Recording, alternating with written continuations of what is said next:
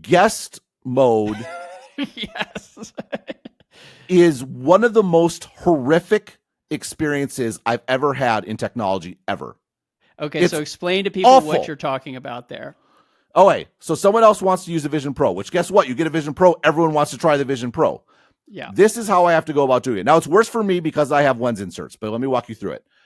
I put the Vision Pro on. I invoke Control Center, which you do by sort of looking up, and there's a little down icon there, and you pinch your fingers, and it drops down. And I actually have no problem invoking it. Some people were complaining about it. My problem is that stupid control indicator keeps showing up for me when I'm watching movies. I don't know why. Maybe it's like positioned on my face weird or something, which is it just keeps popping through. There's this icon there, really annoying. But anyhow, you invoke it, then you go to this menu, which is fine. It works. This all works great. It sounds like I'm doing a lot, but it's no problem. Then you do guest mode.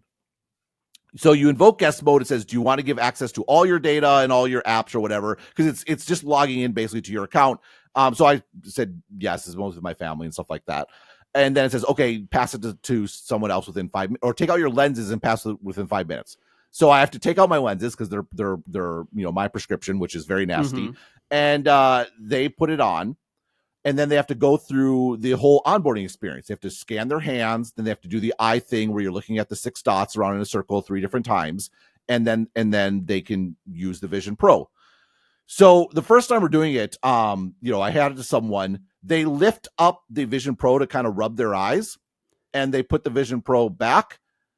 And it says, put in your PIN to use. It was out of guest mode. And Apple frames this on their website as a benefit. Oh, we'll automatically exit guest mode when they take it off. What? You have to be kidding me. So so they hand it back to me. I put my lens inserts back in, and then I put it on, re-invoke guest mode, and hand it to them. And they have to use it knowing they cannot remove it from their face for even a second or else they'll get logged out. And I had to do this with multiple people yesterday. So I put my lenses in and out, sort of invoking it, not invoking it, and it just felt actively hostile. It's like, fine, here's a freaking guest experience if you want it, but by God, if someone else wants to use a Vision Pro, go to the Apple Store and buy another Vision Pro. You're definitely not going to let them use it. And by the way, another $4,000. So I told my daughter. Finally, my daughter's the last one to use it. I'm like, here's my PIN. I gave her the PIN, and she put it in, and she's like, it says will not work without lens inserts. Like, it was already locked to like my lens inserts, so I couldn't even just give away my passcode and let them use it. Like, you go to like an iPad. Famously, people complain about all the time, does not have multi-user support. Only one user, right? You can't have an iPad for the family. Well, what you can do is get an iPad for the family, make a different user account, or use your user account, whatever it might be. Everyone knows the passcode, right? And everyone can use it. Nope, not the Vision Pro. At least if you have lens inserts. Maybe if you don't have lens inserts, that might work. I can't say because I do have lens inserts. But just, I put on Twitter that it feels like a money grab, and people got really upset about that.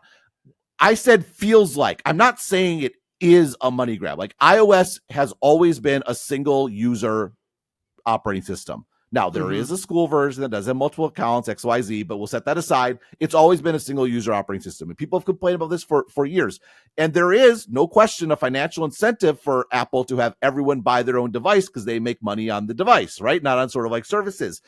But even in this case, let's give the most generous interpretation, which is this is a single user device, and they realized people wanted to use it because it's a Vision Pro and expensive. People want to try it. So they added guest mode and out of the generosity of their hearts.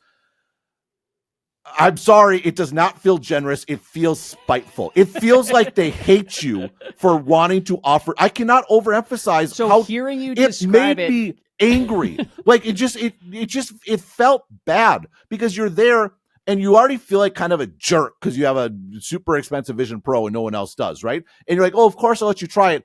And you're like, oh, sorry, you have to do this and do XYZ, you need to go through this. And, oh, don't take it off and do, like, it just feels burdensome.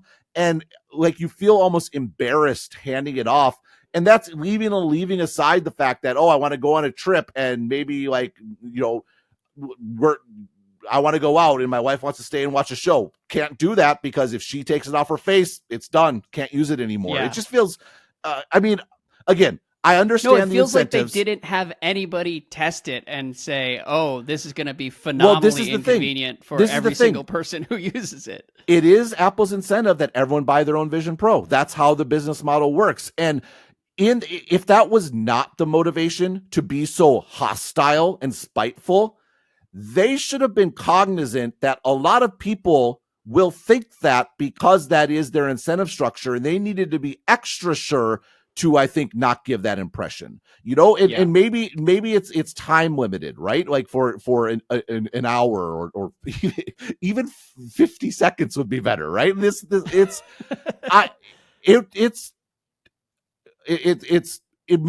gives you it gives you just a bad feeling about the entire device. It's like all this magical experience and pop it on and use it, and then there's a big middle finger right in the middle.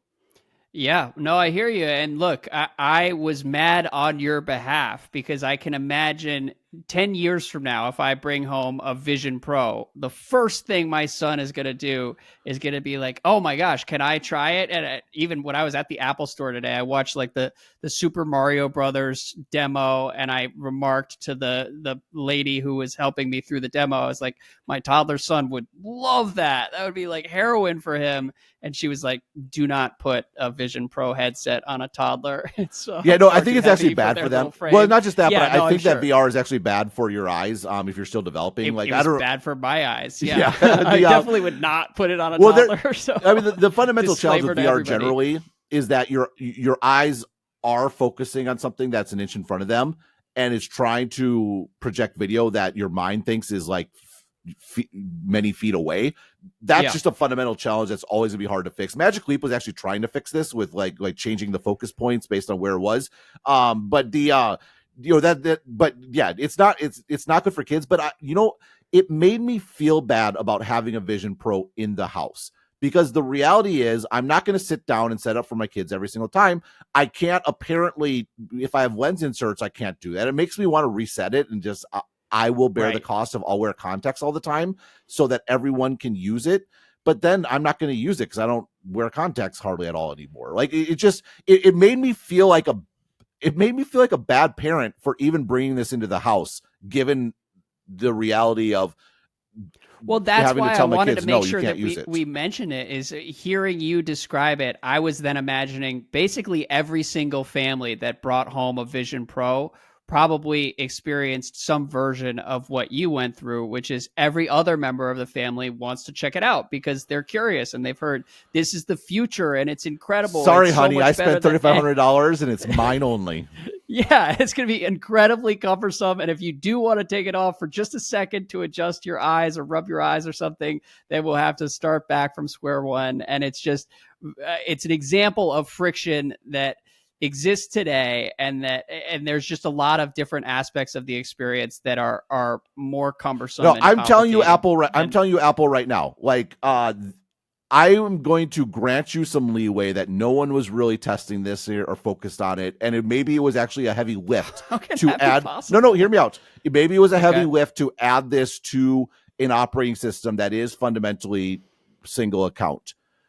This needs to be fixed in the next few months, or I am going to assume it is intentional because you're trying to drive people to buy more. And that's fine. It's your business. You can do what you want, but that is going to be my working assumption that it's a money grab.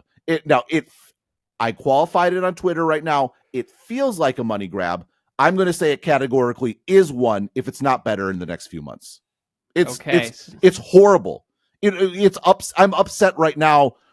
And again, it makes me feel guilty for buying it. It makes me feel really bad because like all the worst characterization of the Vision Pro is this dystopian idea and the man being home alone looking at pictures of his kids because he apparently got divorced and moved across the country or whatever. Right? Or he's in the Arctic Research Center with me. This brings that feeling viscerally. It's like, I want to swear, screw you even thinking about having any sort of interaction effect with anyone else. You were meant to be alone, and we made a device for you being alone to enjoy yourself. And guess what? I don't want to be alone, and I resent being made to feel even a smidgen that way, and that's exactly how it made me feel.